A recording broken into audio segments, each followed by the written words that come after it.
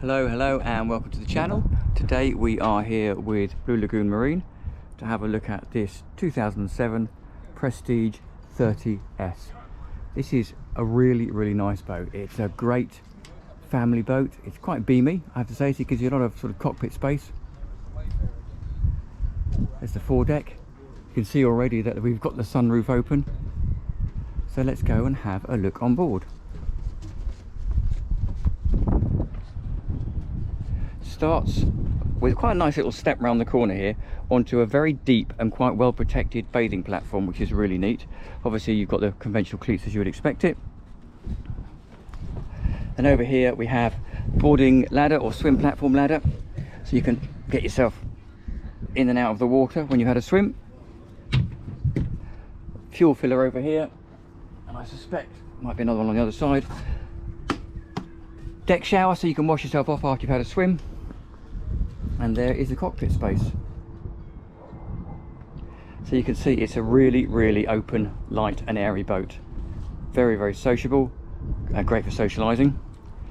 Put my glasses down here. Start with a bit of storage. So down the side here you've got your shore power locker, and I've just popped the fenders and the covers in there. You can access the side decks from either side, like so. But we're going to go forward to start with. It's quite nice because if you do have children or dogs, you can shut that gate off and keep everybody on board. We're going to start by going forwards down the port side deck. Nice grab handle up here, and the rail starts relatively soon as well. And they are surprisingly wide. You can pretty much walk 2 feet side by side, midship's cleat, and they, again, quite nice that they move themselves out as you go along. 4 hatch and escape hatch there. Nice decent sized windscreen with full wiper blades for each side. I'm guessing that there is possibly an opportunity somewhere to have some deck cushions fitted out here. If we go right the way forward, we can see there's a Lumar anchor winch with chain and anchor, and then underneath here decent sized anchor locker, and underneath here, look, you can see there's your remote control. Plenty of storage. Get a few fenders in there as well if you wanted to. Just take a turn around and look back at her, and that gives you a really good understanding of the aperture of that electric roof. Up top you can see radar, there's some GPS receivers and transmitters, VHF aerial, and a nav light. So again, really easy boat to walk down the side deck, and as you come here there's this grab handle to help you back on board. A couple of steps down takes you into the saloon, or the cockpit, my apologies. Let's have a quick look at it the other way around. So decent array of seating, nice angled table so it doesn't cut into your walkway. Little lounging spot here. Underneath here is your cockpit sink. This is a window light and ventilation for the heads, and then under here, quite a neat little binnacle.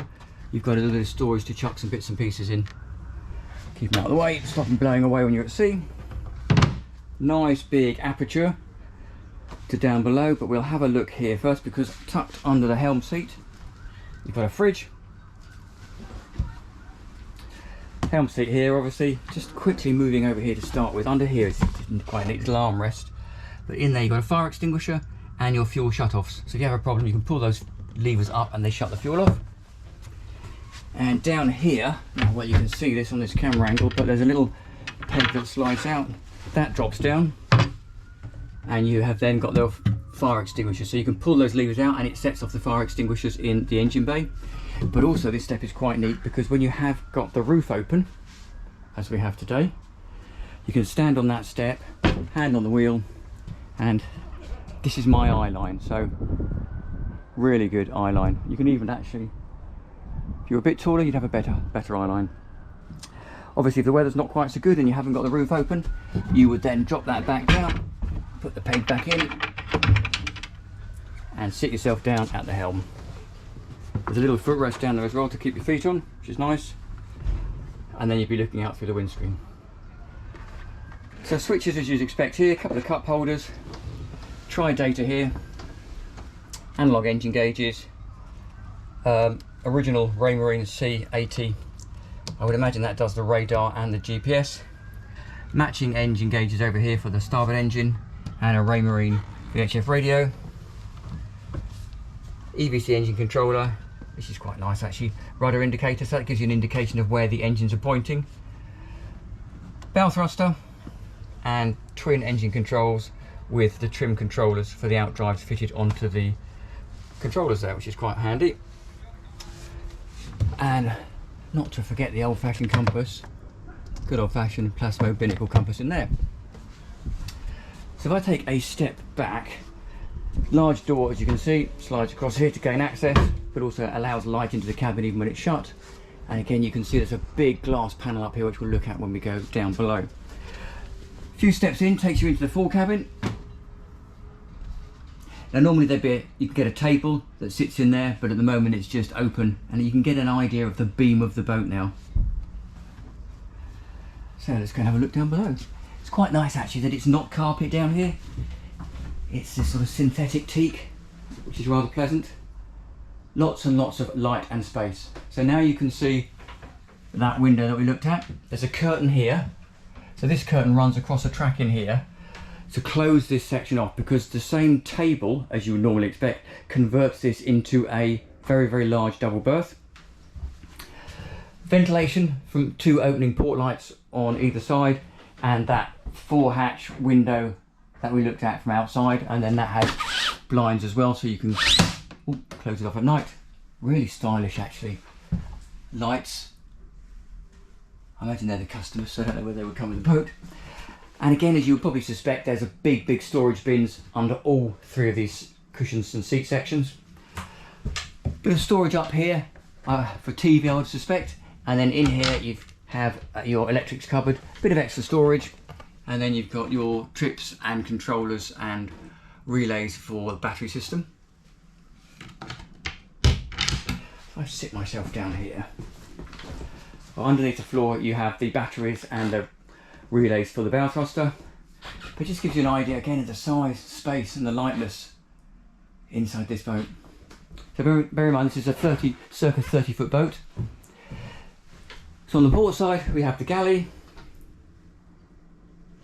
really nice sort of Korean effect worktop, microwave in here, bit of storage in there for your cups and plates, and these are quite nice. These pegs, you can move them around depending on the design and size of your crockery.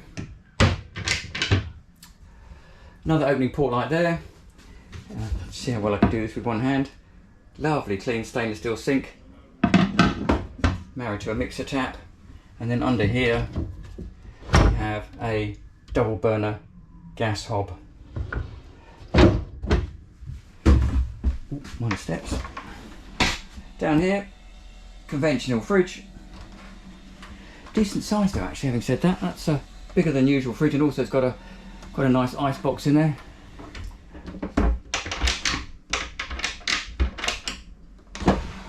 Three drawers, all very similar I suspect, down there, and then under here additional storage and the gas tap, so you can turn the gas off when you're not cooking. So if I go and take another step back, so we have 2 doors here, one on this side and one aft. So if we take this one first, this takes us into the master cabin or the aft cabin, depending on how you want to call it. Decent sized locker here, and again 2 opening port lights, so you can get really good ventilation. There's standing headroom in here, so you can see, not bad. Obviously as you move down into the bed area it just dropped down because this is your helm station, but really decent berth.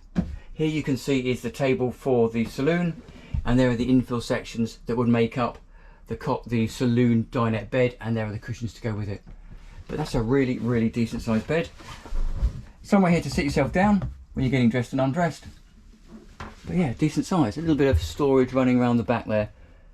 But that is a very large, for a 30-foot boat, that's a very large under cockpit cell berth. So this then is the heads.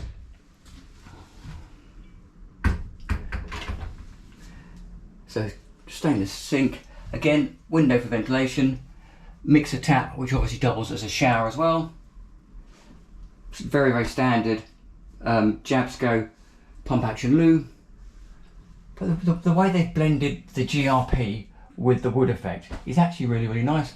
And now if I bend down, you can see there's that little roof light, vent light we looked at in the cockpit. And obviously there's a shower curtain that runs across this door. So if you're showering, you're not going to get all the water running under the door. And then under here, just a little bit of extra storage space and access to plumbing and bits and pieces, which is quite nice.